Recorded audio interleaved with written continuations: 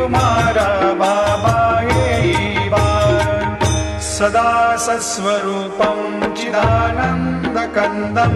जगत्सम्भवस्थानसंहारहेतुं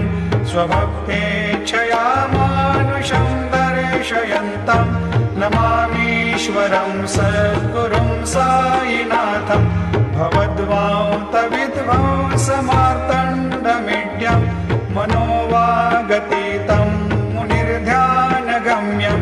जगद्व्यापकं निर्मलं निर्गुणत्वां नमामीश्वरं सद्गुरुं साईनाथं भवाम्भोधिमग्नादितानां जनानां स्वपादाश्रितानां स्वभक्तिप्रियाणां समुद्धारणार्थं